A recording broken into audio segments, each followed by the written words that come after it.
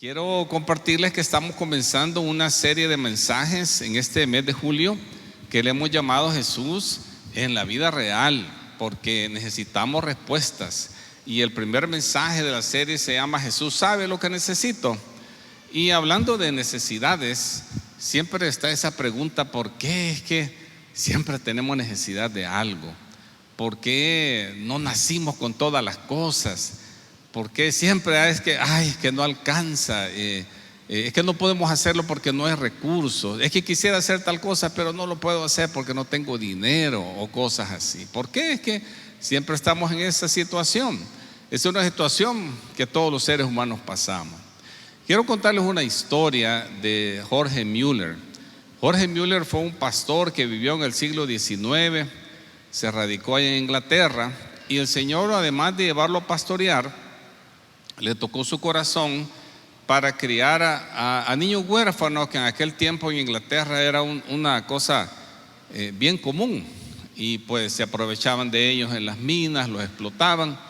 Entonces Jorge Müller abrió un orfanato y lo tuvo por décadas. Se calcula que a la muerte de Jorge Müller es probable que 10,000 niños hayan sido criados en sus orfanatos, y más de 100 iglesias se abrieron en toda Inglaterra por el trabajo de este hombre de fe. Pero este señor, uno pensaría, ¿cuánto dinero no ha de costar sostener 10,000 personas a través de los años, abrir 100 iglesias? Se calcula que en dinero de hoy es probable que lo que costó ese trabajo de Jorge Müller anda por los $150 millones. Uno diría, este señor solo recogiendo fondos andaba. Pero saben que él se había propuesto no pedirle dinero a la gente. Es bien curioso esta disposición, esta determinación que tomó Jorge Müller. Él dijo: yo le voy a pedir al Señor en oración. Claro, él lo invitaba en conferencias, hablaba de su orfanato, pero nunca pedía dinero, sino que él decía: yo le voy a pedir al Señor. Y en su diario él escribía la petición y luego escribía la respuesta. Se dice que en los diarios, en los apuntes de Jorge Müller, se encontraron 30,000 respuestas a la oración, porque él las llevaba todas. Era cosa increíble. De repente no tenían comida y él tenía la costumbre de decir a los niños: vaya niños, vamos a darle gracias a Dios por la comida. Pero él sabía que no había comida, y mientras estaban orando, tocaban a la puerta y hay alguien que llegaba a dejar pan. Una vez dicen que orando estaban ellos y justo enfrente del orfanato se le quebró la rueda, la carreta que llevaba la leche, y dijo el señor de la leche: bueno, mejor se la regala a los niños porque esto se va a arruinar, ¿verdad? En aquel tiempo que no había refrigeración. Y así, ¿verdad?, tuvieron su leche a los niños. Era una cosa increíble cómo Dios respondía a la oración de este hombre. Ahora, yo no estoy diciendo que no hay que pedir, porque es bíblico. Dice: si pide y vas a recibir, toca y te van a abrir, busca y vas a encontrar. Pero el punto que sí nos enseña la vida de Jorge Müller es que cuando hay necesidad, lo primero que tenemos que hacer, ¿qué es, hermano? ¿Hablarle al papá? No. Lo primero que tenemos que hacer es ver la cuenta en el banco. ¿Qué tenemos que hacer cuando hay necesidad? Lo primero que tenemos que hacer es orar. Amén. Lo primero que tenemos que hacer es orar, y no debemos dejar la oración como último recurso. Debemos de preguntarle a Dios: Señor, ¿qué puedo hacer, verdad? Porque ¿qué haces tú cuando tienes alguna necesidad? Cuando de repente ya no vas a tener los ingresos que pensabas tener, cuando te dicen que te van a quitar el trabajo, o cuando ya no vas a tener el apoyo que tú pensabas que ibas a tener. ¿Qué haces tú? Te empiezas a preocupar, te empiezas a estresar. Bueno, algunos hasta nos deprimimos de pensar ¿qué vamos a hacer? Es una situación que sentimos que no tiene solución y andamos ahí todos estresados. Pero hoy vamos a aprender algo, hermanos, que cuando encomendamos nuestras necesidades en las manos de Dios, lo imposible se vuelve posible. Hoy vamos a aprender algo bien importante, hermanos: que Dios es capaz. Dígalo conmigo, hermano: Dios es capaz. Y sabes que Él es más que capaz. Dice la Biblia que Él puede hacer mucho más de lo que pedimos o de lo que nos podemos imaginar. O sea, mucho más de lo que la oración que tú estás pidiendo. Dios dice: no, hombre, muy poquito estás pidiendo. Él te quiere dar más, quiere que entres a un escenario de milagros. Entonces, para ello, hermanos, vamos a ir a un pasaje de la Biblia donde vamos a aprender las matemáticas en el reino de Dios. Esto es bien interesante. En las matemáticas del reino de Dios, donde 5 más 2 no son 7, hermano, sino que 5 más 2 son 20,000. Ya van a ver ustedes cómo son las matemáticas en el reino de Dios. Esto lo escribe el apóstol Juan en su evangelio. En el capítulo 6 nos cuenta esta historia y dice así: después Jesús cruzó al otro lado del mar de Galilea, conocido también como el mar de Tiberias. Una gran multitud siempre lo seguía a todas partes porque veía las señales milagrosas que hacía cuando sanaba a los enfermos. Entonces Jesús subió a una colina y se sentó ahí rodeado de sus discípulos. Ya dice que ya era casi el tiempo de la celebración de la Pascua judía, donde dice: enseguida Jesús vio que una gran multitud venía a su encuentro. Dirigiéndose a Felipe le preguntó, miren qué le pregunta el Señor a uno de sus discípulos: ¿dónde podemos comprar pan para alimentar a toda esta gente? Es un problema grande que le dice el Señor a Felipe.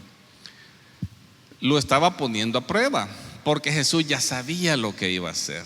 Entonces Felipe le contesta: Señor, pero aunque trabajáramos meses enteros, no tendríamos el dinero suficiente para alimentar a toda esta gente.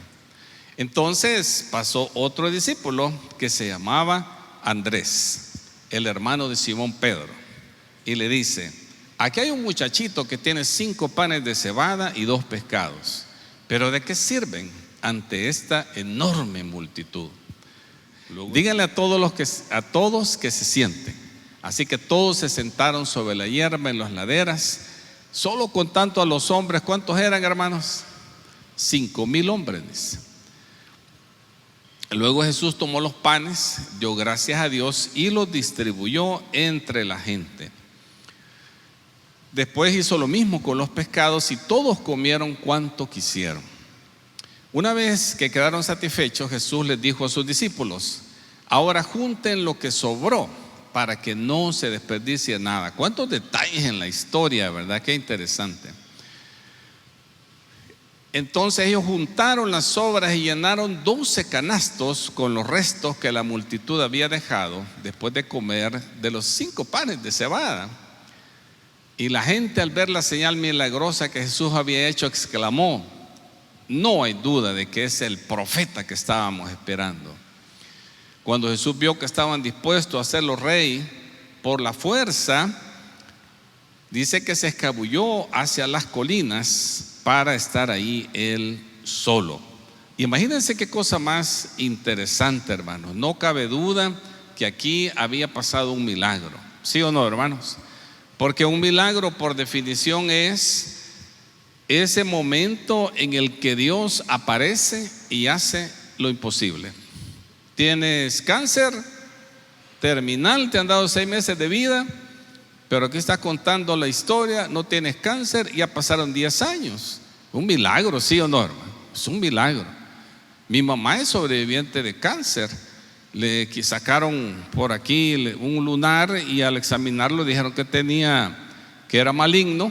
Le extirparon los ganglios de la axila y luego le dijeron que le tenían que dar 1 año de quimioterapia, pero era bien chistoso, ¿verdad? Porque humor negro, ¿verdad? Porque es 1 año, pero al año se va a morir. Entonces ella no le hizo clic, ¿verdad? Y dijo, no me tomo esa cosa, dijo. Y no se la tomó, la firmó ahí. Y pues mire, todos se murieron al año menos ella.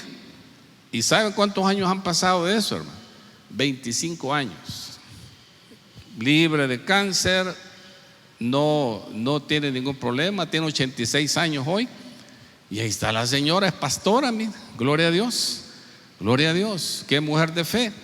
Claro, no les recomiendo que hagan lo mismo porque dice la Biblia que cada quien tenga fe, ¿verdad? Cada quien tiene esa fe. Pero mire qué tremendo, ¿no creen ustedes que hubo un milagro ahí, hermanos? Hubo un milagro definitivamente.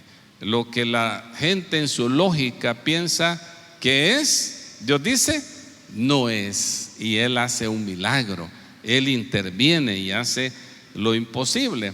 Así que vamos a ir viendo hoy, versículo por versículo, qué es lo que nosotros aprendemos de la palabra de Dios. Es bien importante leer la Biblia, hermanos. Y aquí ustedes van a llevar una buena dosis de Biblia hoy, por si no han leído toda la semana, ¿verdad? Porque dice la Biblia que la palabra de Dios es viva, dice, y eficaz, y hace un efecto profundo en el alma, en el corazón de las personas.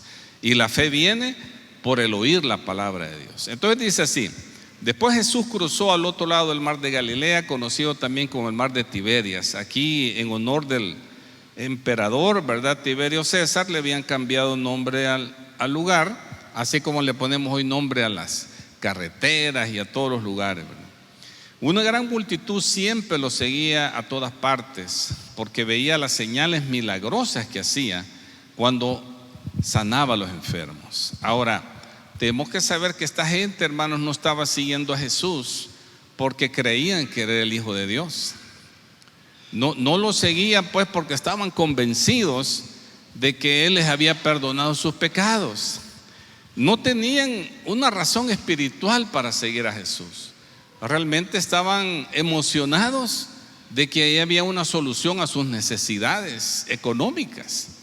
Y ahí lo andaban siguiendo. Y el Señor sanaba a muchas personas, hacía milagros, y andaban muchas personas curiosas ahí viendo quién es este Jesús y por qué hace todas estas cosas. Y eso me hace a mí hacerte una pregunta a ti, hermano. ¿Alguna vez te has parado a pensar por qué sigues a Jesús? Piensa tú, ¿por qué sigues a Jesús? Si tú lo sigues en esa manera que tú has dicho que lo sigues, ¿por qué lo haces? ¿Qué es lo que te atrae de Jesús? Porque es bien importante, hermanos, entender que podemos recibir muchos beneficios de seguir a Jesús, pero no sé si tú estás detrás de los beneficios o realmente te has encontrado con ese Jesucristo que te quiere amar y darte perdón y darte una nueva vida. Y el versículo 3 dice: entonces Jesús subió a una colina y se sentó ahí rodeado de sus discípulos. Y ya era casi el tiempo de la celebración de la Pascua judía. Enseguida Jesús vio que una gran multitud venía a su encuentro y, dirigiéndose a Felipe, le preguntó: ¿dónde podemos comprar pan para alimentar a toda esta gente? Y lo estaba poniendo a prueba porque Jesús ya sabía lo que iba a hacer. Bueno, aquí hay una base bíblica para pensar que el Señor Jesús a veces nos pone a prueba para ver qué vamos a hacer, qué vamos a pensar, qué vamos a decidir.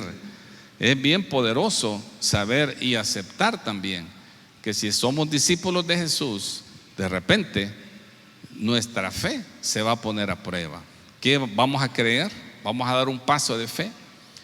Y Felipe le dice: déjame hacer cuentas, quiero ver, para poderle dar de comer a esta gente hay que trabajar todos nosotros por meses enteros, reunir ese dinero, y ni aún así nos alcanzaría para darle de comer. Miren qué interesante, ¿verdad? Un discípulo íntegro, ¿verdad? Que él no está esperando que le regalen las cosas, es que yo voy a trabajar, ¿verdad?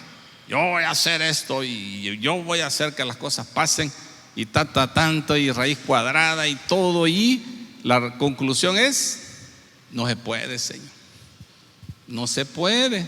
Esa es la conclusión de este discípulo, es que no se puede. Entonces dice que llega otro discípulo que se llamaba Andrés, el hermano de Simón Pedro, y le dice: aquí hay un muchachito que tiene 5 panes de cebada y 2 pescados, pero ¿de qué sirven ante esta enorme multitud? Miren qué interesante.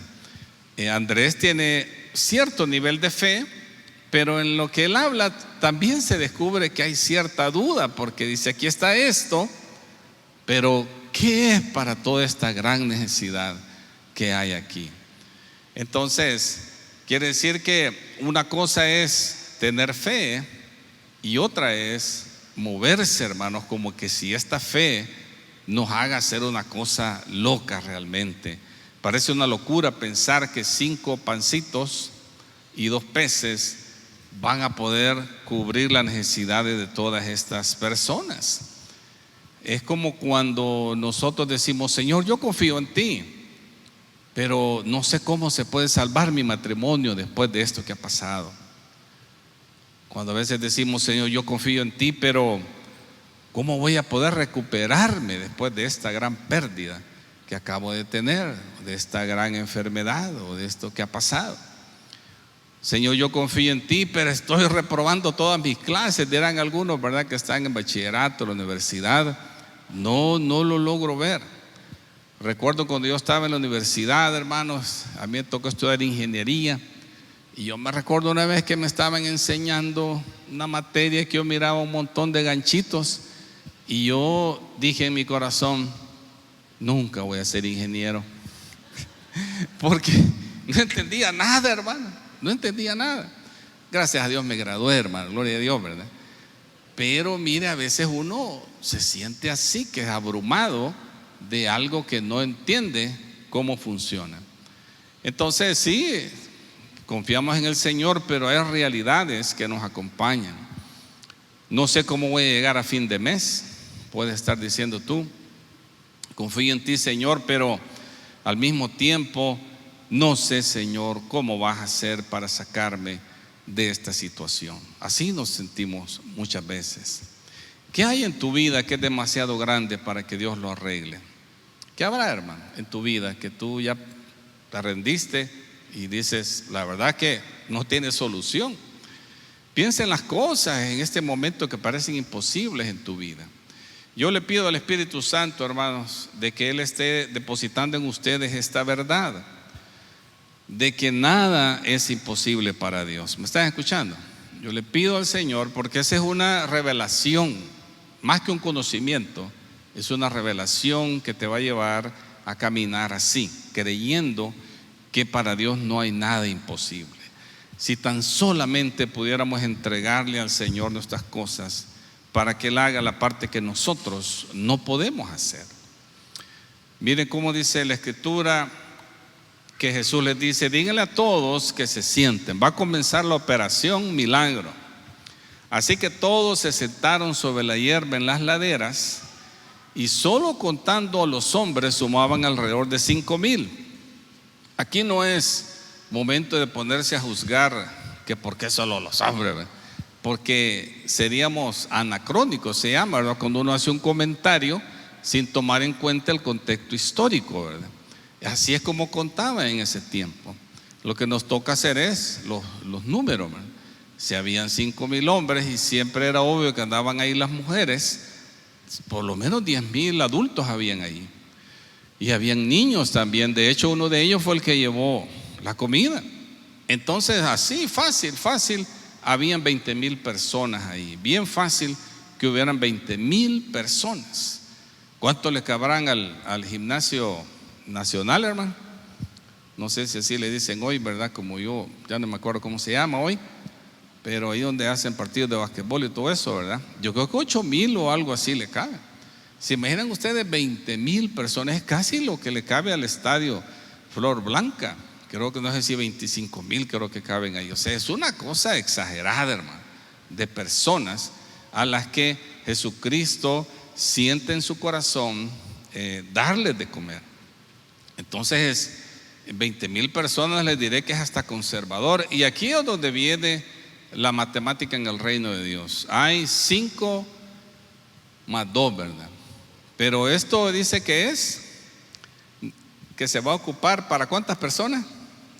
O sea, no se va a ocupar para 7 personas, se va a ocupar para 20,000 personas. Y no solo eso, sobraron 12 canastas de pedazos de pan. Todavía hasta sobró. Entonces, ¿qué hace Jesús cuando lo imposible se enfrenta a Él? Dice en el versículo 11: luego Jesús tomó los panes. ¿Y qué hace primero, hermano? Él da gracias a Dios. Por ahí me preguntaba uno de ustedes, ¿verdad?, que si era bíblico orar por la comida. Y yo le decía, no, lo que es bíblico es darle gracias a Dios por la comida. Eso sí, ¿verdad? Porque es lo que vemos aquí, ¿verdad? Que dar gracias pero esta es la cosa, que el Señor está dando gracias por lo que no es. O sea, no se ha solucionado el problema, pero Él está dando gracias. Él dice, voy a transformar esto en posible con la ofrenda de este niño. Y mire, eso es una cosa interesante, pensar en los adolescentes, en los jóvenes, que a veces no creemos en ellos, o ellos mismos, esta generación a veces, ¿verdad?, no se ven así. Pero miren, aquí un niño es el que hizo la diferencia.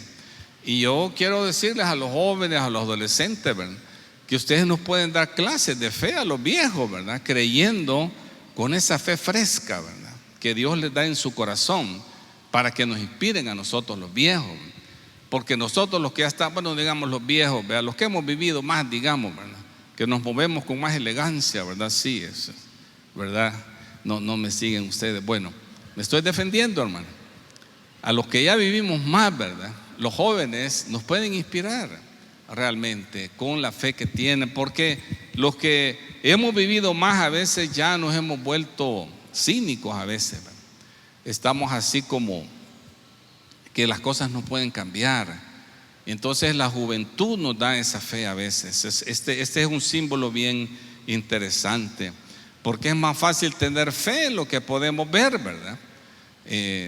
Veo yo este sonido ahí, tengo fe que le va a salir un sonido, porque ahí lo estoy viendo. Pero lo que no podemos ver, eso es lo que nosotros sentimos dificultad creer, las cosas que no se ven. Y esa es la pura definición de la fe. Entonces nos cuesta a los adultos, ¿verdad?, creer. Y qué bonito hoy que aquí este símbolo de un niño, quizás de un adolescente, nos dice algo, ¿verdad? No se desanimen los jóvenes, ¿verdad? No tengan miedo de dar un paso de fe y de confiar en Dios. Dios los puede usar mucho. Recuerdo la historia de un jovencito en los Estados Unidos que estaba viendo con su papá las noticias sobre una gran helada que había caído en la ciudad y cómo habían indigentes que estaban pasando gran problema por falta de abrigo. Entonces el niño le dijo a su papá, reunamos colchitas y vamos a dejárselas a la gente. Entonces el papá dijo, está bien, ¿verdad?, para que mi hijo aprenda este tema de la generosidad. Salieron esa noche a repartir, y dice que cuando ese niño le dio un abrigo a un indigente, y él vio los ojos de esa persona, y ese señor le dijo, Dios te bendiga, hijo. Fue como que le cambió la vida a este muchacho. Al siguiente día quería volver a salir con el papá, y al siguiente día, y al papá se empezó a preocupar, ¿verdad?, porque el niño, porque empezó a recibir llamadas de los compañeritos del niño. Mire, y su niño le está diciendo a mi hijo que salgan con él a repartir. Hermanos, todo ese tiempo de dificultad, de frío, salieron a repartir. De repente el ejército de los Estados Unidos oyó la historia, porque alguien empezó a sacarle las noticias que andaban estos niños repartiendo con sus papás. Y entonces el ejército de los Estados Unidos dijo, hey, ahí tenemos en esa ciudad una bodega con muchas abrigos, así es que se las vamos a donar. Y les donaron unas toneladas, hermanos, y salieron. Hermanos, qué lindo, gloria a Dios, ¿verdad?, por la fe de un niño. Tanto es así que ese niño después le ayudaron a establecer una fundación que a la fecha, hoy ya ese niño es un adulto, ¿verdad?, y todavía persigue esa misión de ayudar a los indigentes. La fe de un niño, ¿verdad? Terminemos el versículo entonces que estamos leyendo. Dice que después de que Jesús dio gracias por la comida, fue y lo distribuyó entre la gente. Después hizo lo mismo con los pescados, y todos comieron cuanto quisieron. Entonces, hermanos, Jesús toma lo que no es suficiente y lo convierte en suficiente. Esa es la fe que estamos aprendiendo hoy. ¿Qué es lo que te falta, hermano? ¿Qué estás enfrentando hoy y preguntándote cómo voy a salir adelante? ¿Qué está pasando en tu vida hoy? Te preguntas, ¿cómo voy a tener gasolina para ir mañana al trabajo? Te estarás preguntando, ¿y alguna vez me voy a casar? ¿Y podré alguna vez quizás salir embarazada? ¿Qué habrá en tu corazón hoy que necesitas que Dios haga algo que te satisfaga, pero que está difícil, que es grave? Estás preguntando, ¿alguna vez me voy a poder reconciliar con ese familiar, con esa persona que has perdido la relación, y cómo quisieras que cambiaran las cosas y no se puede? Te preguntas si alguna vez vas a salir de deudas. Creo yo que es un problema, un azote en nuestro país, El Salvador, ¿verdad? Como les he descrito, los periódicos han hecho encuestas que la mayoría de la población batalla con deudas bancarias y de todo tipo. Entonces es una realidad que cualquiera de nosotros esté pensando eso. Pero hermanos, si podemos aprender a acercarnos a Jesús, presentarle aquello que no es suficiente, pidiéndole al Señor, diciéndole: Señor, ya llegué a mi tope, esto es todo lo que tengo, me pongo en tus manos. ¿Qué tal si llegamos donde el Señor? Señor, estoy destrozado, aquí están los pedazos de mi vida, Señor, reconstruye mi vida. Él puede hacerlo, hermano. Él te puede dar nueva vida, Él te puede sacar adelante. Es entonces cuando Jesús nos sonríe, hermanos, cuando tú llegas así, con esa actitud de humildad, te humillas delante del Señor y le dices que lo necesitas. Él dice: mírame trabajar con lo que no es suficiente y te mostraré cómo sí es suficiente. Apóyate, hermano, en las promesas de la Biblia.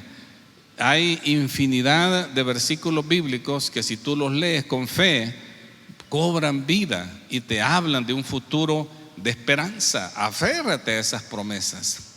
Luego dice el versículo, siempre regresando al versículo 11, hermanos, que este tema es importante, que dice que Jesús tomó los panes y dio gracias a Dios.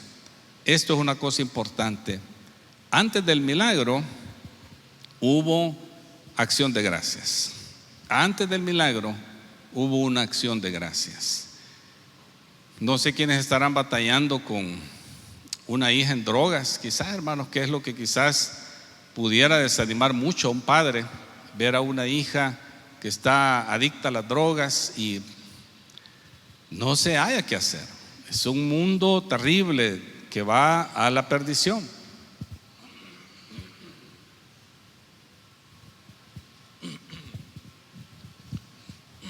¿Te imaginas dándole gracias a Dios como Abraham, que él iba y no había tal cosa todavía, pero él decía que en su mente, en su corazón, él creía que iba a una ciudad que Dios había hecho? ¿Qué tal si tú comienzas a creer y empiezas a ver a tu hija arregladita, yendo al trabajo, estudiando, ya ella independiente, y comienzas a darle gracias a Dios? Señor, gracias por ese milagro que has hecho. A darle gracias por lo que no es, porque eso es realmente la fe. Creer que hemos recibido algo que todavía no existe. Entonces a eso es lo que nos estamos refiriendo, porque Jesús no bendijo la comida. Él alabó a Dios y entregó todo en las manos de Dios. Esa imagen es la que debemos mantener nosotros. Jesús entregando eso poquito en las manos de Dios y dándole gracias a Él que ese poquito que había en las manos del Señor iba a servir para hacer uno de los milagros más memorables en la historia.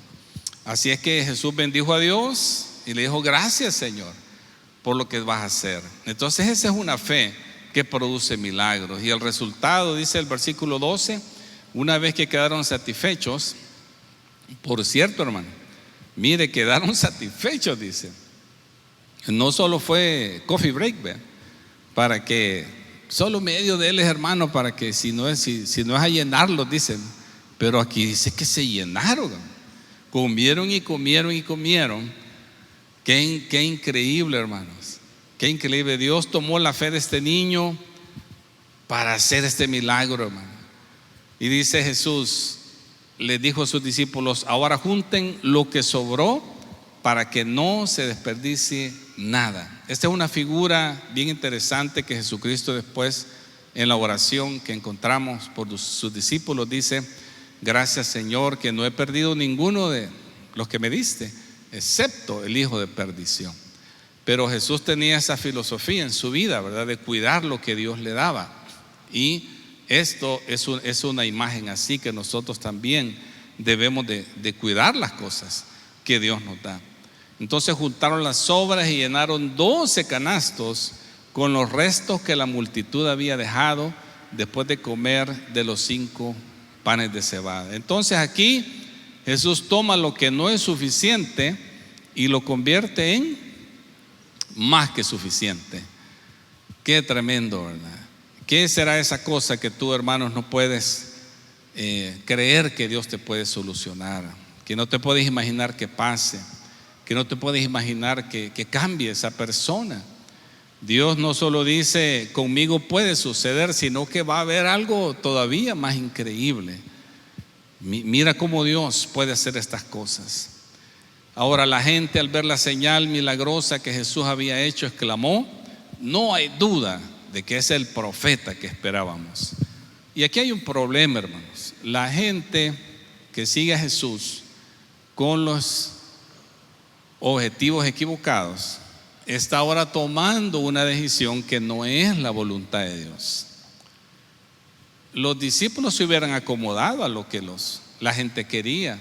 Si ellos andaban discutiendo quién iba a ser el primer ministro, quién iba a ser el ministro de obras públicas y todo eso, andaban discutiendo eso ellos. O sea, les hubiera agradado que esta gente que seguía a Jesús con objetivos equivocados hubieran hecho rey a Jesús.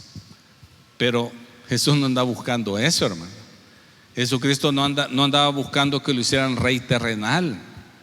Él no andaba buscando que venir a libertar de la opresión de los romanos. El genio de Jesús, hermano, fue derrotar al reino de las tinieblas. ¿Me está escuchando, hermano? No a lo que parecía que era lo que había que derrotar. Jesucristo derrotó al reino de Satanás. Y ahora es que nosotros estamos contando la historia, y el mundo, hermano, más de 2,000 millones de personas creemos en el Señor Jesucristo. Denle un aplauso al Señor, hermanos. Denle un aplauso al Rey. Él es. Porque Jesús no vino a conquistarnos, hermanos. Jesús no vino a conquistarte como imponerte, pues. Jesús vino a liberarnos, hermano. A eso es lo que vino el Señor. Y es lo que dice la diapositiva, ¿verdad? Jesús no vino a conquistarnos, Jesús vino a liberarnos. ¿Qué haces cuando lo que Dios quiere, hermanos, no tiene sentido para ti? ¿Qué haces cuando lo que Dios quiere no tiene sentido para ti? Es el tema de Felipe, cuando llega ese niño, ¿verdad? Ahí, y lo primero que los discípulos hacen es: no, hombre, ¿para qué, verdad? Hasta que otro discípulo ve la posibilidad ahí y de que Dios puede hacer algo, ¿verdad? De que Dios puede hacer algo. A veces, hermanos, mucho nos complicamos nosotros en analizar las cosas y no vemos el poder de Dios, porque demasiado estamos pensando como el discípulo, haciendo cuentas solo para llegar a la conclusión de que no se puede. Pero Dios quiere hacer un milagro. ¿Y qué tal si Dios te está dirigiendo, hermano? Si tú necesitas un empleo, está bueno que le pidas al Señor. Pero qué tal si el Señor te dice: agarra aquel empleo, y usted dice: Señor, pero ese empleo no me pagan lo que yo necesito, no logro salir con mis cuentas. Pero Dios te va dirigiendo y te dice: ese es el empleo que debes tomar, ¿qué vas a hacer? Así es la vida, hermano. Así es la vida cristiana, tomar decisiones cuando Dios nos va dirigiendo, porque Dios te va a dirigir. ¿Qué tal si Dios te está dirigiendo a hacer una decisión radical en tu familia? Yo he visto matrimonios, por ejemplo, que no pueden tener hijos, que han tomado la decisión de adoptar un hijo. Es una gran decisión, hermano. Es una gran decisión. Y lo lindo es que he visto varias veces que parejas que deciden adoptar un niño, inmediatamente sale embarazada la esposa. Es bien increíble que pasa eso, es una cosa interesante. cuando sueltan, ¿verdad?, ya esa atadura y empiezan a amar, el Señor como que les da el regalo que ellos estaban esperando. Dios es bueno, hermano, y puede hacer las cosas imposibles. Mi hija me cuenta hace poco que fue a una celebración en la organización cristiana donde ella trabaja, y estaba una señora dando testimonio que había salido embarazada a los 52 años. Y era el niño de la promesa, era el hijo que estaban esperando. Y una cosa increíble, hermano, que Dios le da el bebé. Es un gran milagro, hermano, amén. Es una cosa increíble lo que Dios puede hacer. ¿Qué tal si Dios te está dirigiendo a mejorar tu educación, a buscar, pero tú dices, no tengo dinero, hermano? Pero si Dios te dirige, mira, mientras mejor persona seas, más te va a usar el Señor. ¿Me estás escuchando, hermano? Mientras mejor persona seas, más te va a ocupar el Señor en muchas cosas. Así es que, ¿qué haces cuando lo que Dios quiere no tiene sentido para ti, hermano? Espero que a partir de hoy decidas creerle a Dios, porque por definición un sueño ordenado por Dios siempre estará más allá de tus recursos y más allá de tu capacidad.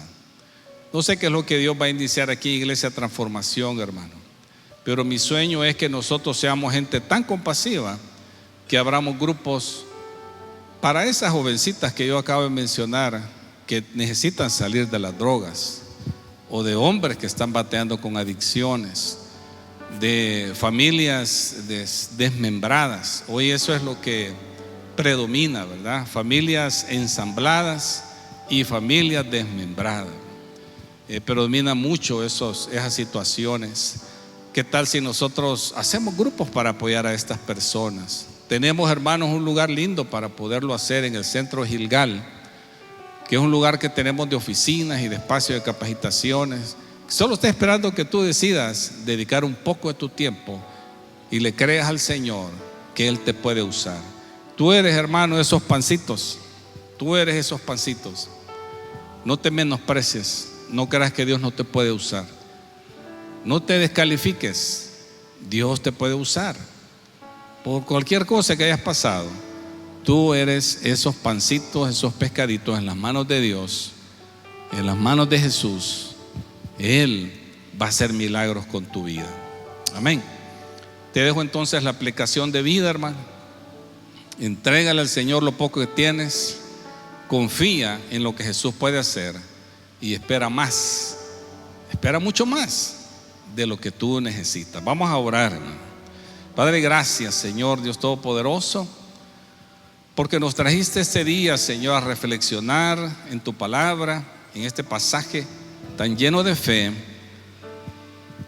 tan fresco, Señor, que nos invita a una fe fresca, donde un niño, Señor, nos inspira a poner todo en las manos tuyas para que tú, Señor, hagas milagros en nuestras vidas.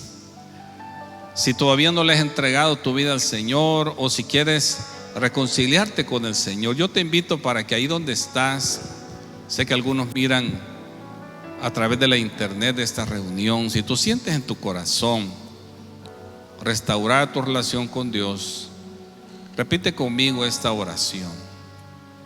Dile al Señor: Padre Santo, yo reconozco que he vivido apartado de ti. Reconozco, Señor, que te necesito. Sin ti no puedo vivir. Yo te abro mi corazón para que entres a mi vida y me transformes. Perdona mis pecados, Señor. Yo confieso que he vivido en rebeldía, viviendo conforme a mi voluntad. Te pido que me perdones, Señor. Transforma mi corazón. Hazme la clase de persona que tú quieres que sea. Muchas gracias, Padre, en el nombre de Jesús.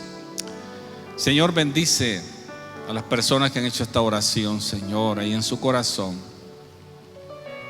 Que tú puedas acompañarles, edificarlos, establecerlos en la fe. Y oro, Señor, para los que estamos hoy aquí, Señor, pasando alguna situación en la cual tú nos has hablado hoy.